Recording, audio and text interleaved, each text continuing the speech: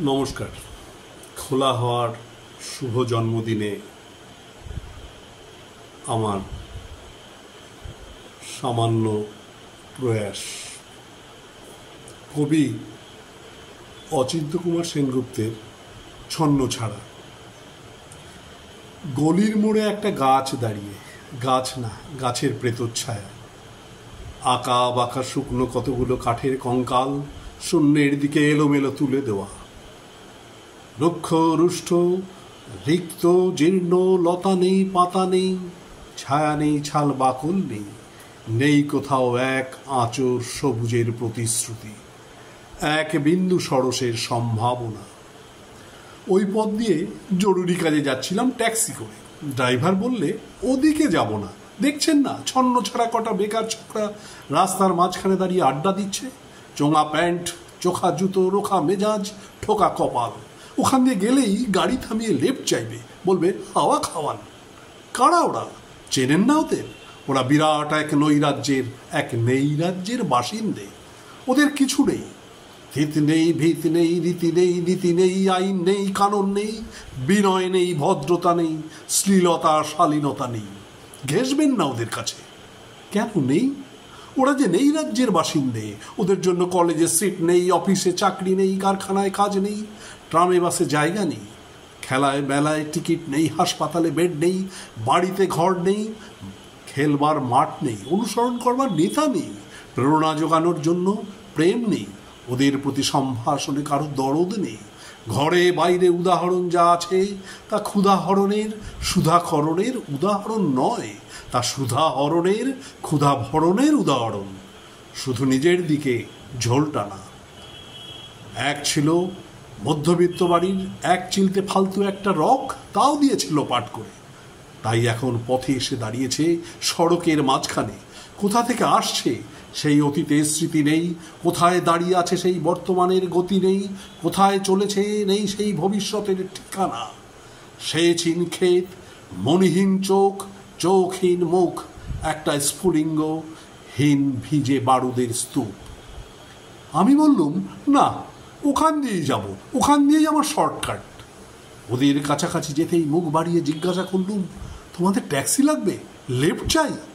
আরে এই তো ট্যাক্সি, এই তো ট্যাক্সি। লে হালুয়া সোল্লাসে চেঁচিয়ে উঠলো ছোকরারা, সিটি দিয়ে উঠলো, পেয়ে গেছি, পেয়ে গেছি, চল পানসি বেলঘুরিয়া। তিনটে ছোকরা উঠে পড়লো ট্যাক্সিতে, একজন ড্রাইভারের পাশে, দুজন পিছনের সিটে। বললুম, কদ্দূর যাবে? এই কাছেই, দেখতে পাচ্ছেন না ভিড়?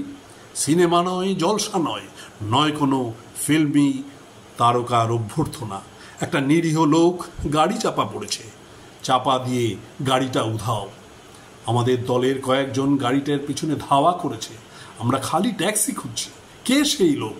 একটা বেহারিস ভিখিরি, রক্তে মাংসে দলা পাকিয়ে গেছে। ওর কেউ নেই, কিছু নেই। শোবার জন্য ফুটপাত আছে তো মাথার ওপরে ছাদ নেই। ভিক্ষার জন্য একটা পাত্র আছে তো তার মধ্যে বিরাট ফুটো। রক্তে মাখামাখি সেই দলা পাকানো ভিখিরিকে ওরা পাঁজা কোলে করে ট্যাক্সির মধ্যে তুলে দিল।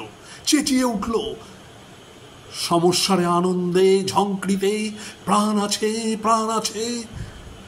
রক্তের দাগ থেকে আমার ভব্যতা ও শালীনতাকে বাঁচাতে গিয়ে আমি নেমে পড়লাম তাড়াতাড়ি।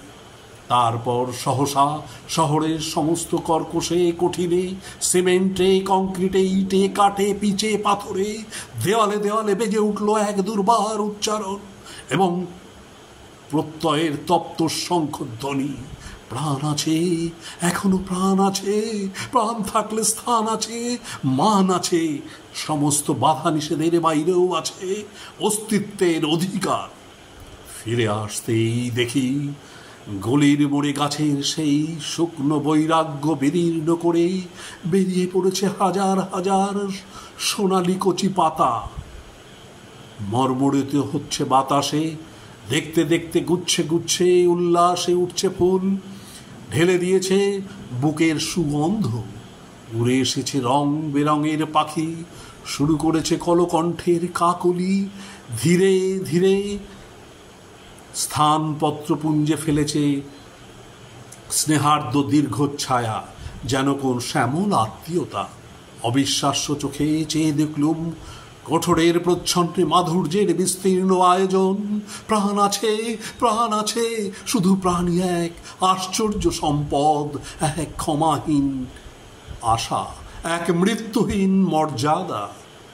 নমস্কার।